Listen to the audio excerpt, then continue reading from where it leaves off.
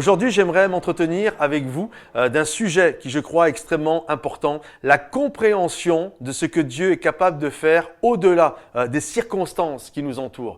La Bible nous dit qu'à un moment donné, Élie, le Tishbite, a été voir Akab, qui était le roi d'Israël, et l'épouse d'Akab, qui était Jézabel. Et Jézabel était la fille du roi de Sidon. Et lorsque Jézabel s'est mariée au roi d'Israël, à Akab, elle a amené avec elle beaucoup de ses pratiques de Sidon. Elle a amené ses divinités, Baal, Astarté.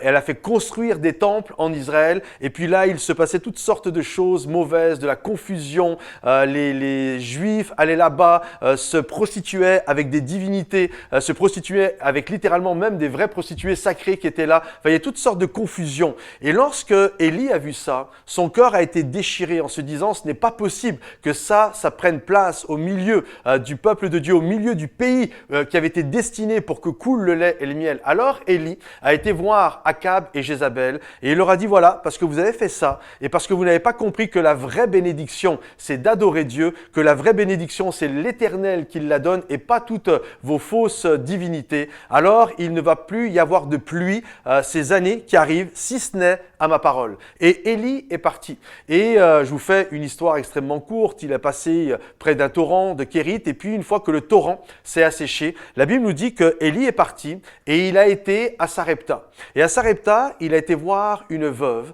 et lorsque cette veuve, il l'a aperçue, il faut comprendre que Sarepta se trouve dans le territoire de Sidon et cette femme habitait littéralement là où Jézabel habitait autrefois.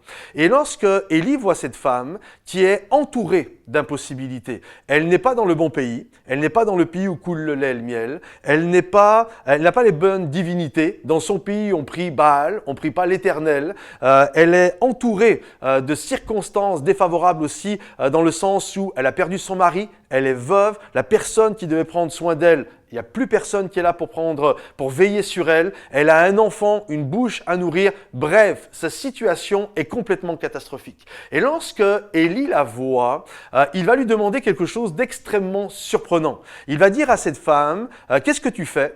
Et cette femme lui dit, voilà, je suis en train de préparer avec ce qui me reste un petit gâteau. Ensuite, je vais le donner à mon fils et nous mourrons parce que nous n'aurons plus rien. Et la chose qui est surprenante, c'est que Élie va dire, fais-le pour moi. Je suis persuadé que là, il y a des mamans, des papas qui sont en train de m'écouter. Imaginez que ça arrive. Vous n'avez plus d'argent, vous êtes sur le point de mourir. La dernier petit truc que vous avez à manger, il y a quelqu'un qui vient vous voir et vous dit, donne-moi-le. Et là, cette femme, on peut se poser la question, comment elle va réagir? Peut-être elle va dire, mais ça va pas, t'es fou, j'ai plus que ça, mon fils va mourir, j'ai une bouche à nourrir, toi t'es un homme, lui c'est un enfant, etc., etc. Mais la Bible nous dit que elle va obéir à la parole de l'homme de Dieu. Elle va obéir à ce que la parole de Dieu lui demande. Et là, la chose qui a été incroyable, alors qu'elle le donne, qu'elle l'apporte, d'un seul coup, et c'est quelque chose de tellement fort, de tellement magnifique, la Bible nous dit que son pot de farine va ne plus jamais se vider, il va être rempli et ne se videra plus, et son vase d'huile va toujours rester au top également. Et il y a cette réalité qui est juste magnifique. On est dans des temps, des circonstances où, écoutez bien, d'un côté, vous avez le peuple de Dieu, le peuple qui a des promesses sur leur vie, le peuple qui vit dans le pays où coule le lait et le miel. Bref, ils sont entourés de possibilités dans leur vie, mais parce qu'ils désobéissent à Dieu, ils vivent littéralement la sécheresse dans leur vie.